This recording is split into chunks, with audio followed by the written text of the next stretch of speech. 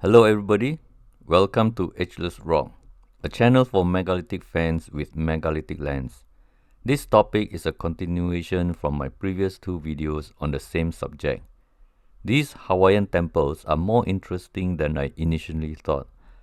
The numerous heiaus scattered all over Hawaii are evidence of a once uniquely different culture, and the remnants of these monuments were used by later inhabitants who don't even know how they got there. The Melanesians, Micronesians, and Polynesians are said to be from Taiwan. Today, we hail the Austronesian Taiwanese as explorers and navigators who started migrating around 5,000 years ago. Upon reaching Philippines, Malaysia, and Indonesia, they started floating around the ocean looking for more lands. Eventually, after finding all the habitable islands, they forgot where they came from when the Europeans came along. The great and mighty Austronesians are said to have great knowledge of astronomy. These great explorers discovered and inhabited approximately 30,000 islands in the Pacific Ocean centuries before Europeans knew how to sail the Pacific Ocean. But strangely, with their great knowledge of astronomy they once had, today they are learning Spanish, French, or English to catch up with astronomy. Today, we will explore a few more heiaus in Kauai Island. There is an area with 4 Hawaiian temples within the Wailua complex. At Kauai Island, there is an archaeological complex with 4 heiaus. It is called Wailua Complex of Heiaus. The 4 heiaus are Hikinaakala, Holoholoku, Kukui, and Poliahu. These 4 heiaus in a triangle are not to be missed if you are megalithic fans who happen to be there on vacation. At Hikinaakala Heiau, which means rising of the sun, you can watch the sunrise every day. It is just an educated guess that since it is big and has sunrise view every day, it must have been important in ancient times. It is believed that it was a 6 feet tall rectangular wall construction and the walls were 11 feet thick. However, the rocks were removed for various reasons such as materials for road constructions. This heiau is believed to be constructed in the 14th century. Little is known today because the history and physical stones were systematically destroyed by Europeans and local converted Christians who perceived them as demonic. Today, only the remnants outlining the heiau can be seen. Hikinaakala Heiau is about 1 acre in size and is believed to be one of the oldest heiau in Kauai. It was religion that gave birth to this site. But ironically, it was also religion that destroyed it. This site is now a great evidence that humans in the past were the greatest threat to megalithic sites. Most artists' impression of what happened will show you primitive Hawaiians carrying rocks with ease and have happy faces. But there are a lot of huge rocks and boulders that will make you wonder how they did it. Brute force with ropes and many men dragging is just an imagination to fit a narrative that Stone Age humans did it through teamwork and had industrial skill, logistics, and management. At this site, there is a hola, which is a sacred place for refuge. Those who violated the sacred laws and political laws known as kapu can use this site for refuge. Notice the size of the boulder holding the sign, which is definitely huge for transporting. I wonder what was the motivation for using such a huge boulder when all you need was about 30 smaller and manageable rocks.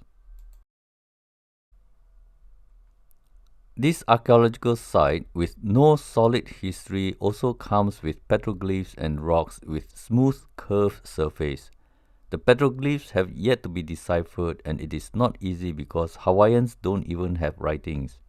The smooth curved rock surface are said to be due to sharpening stone tools such as adzes.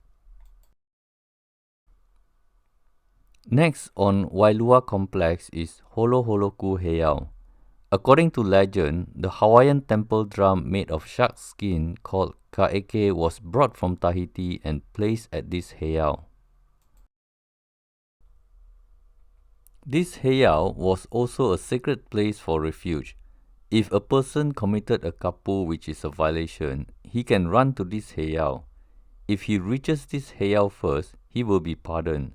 But if he was caught before arriving here, then he will be sacrificed here.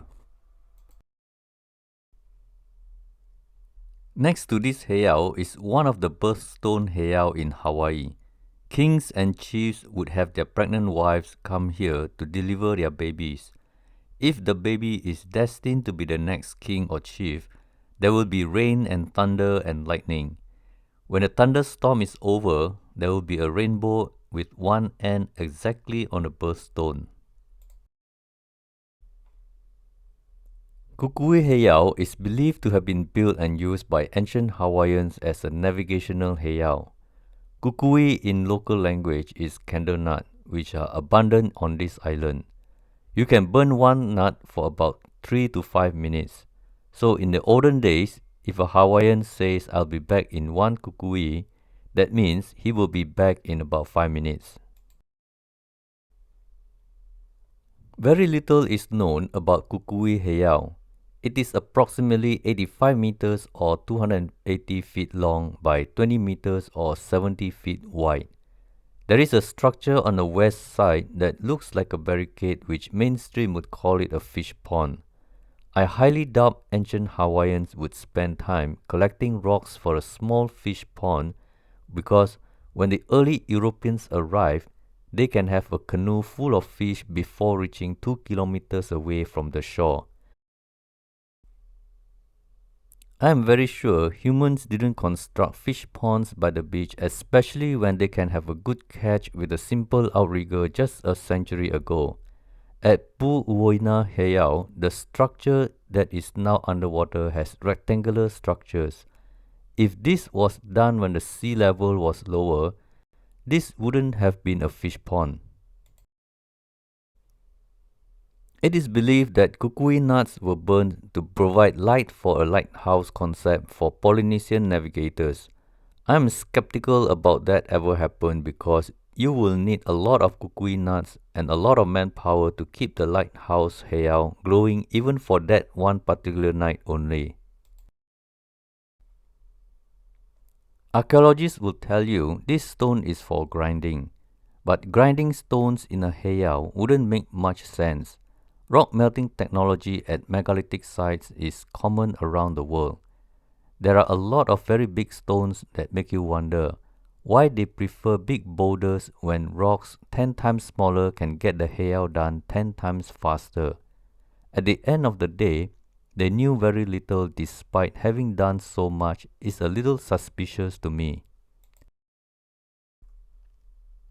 The fourth heiau in Wailua complex is Poliahu Heiau. It is unique from the other three heiaus because it sits approximately 65 meters or 215 feet above sea level, overlooking the other three heiaus. It is believed to be a sacrificial temple called Luakini Heiau, dedicated to Ku, the god of war. It is believed that primitive Hawaiians carried the stones one at a time, passing from hand to hand, and eventually formed a temple.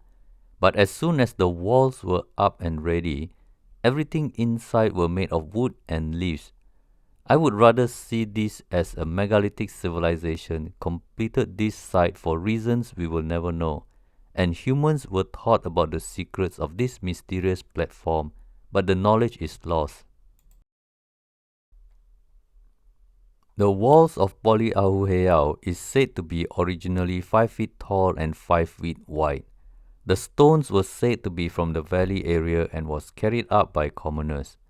Based on the size, it is believed that the architectural design was guided by Ali'i Nui, which means High Chief.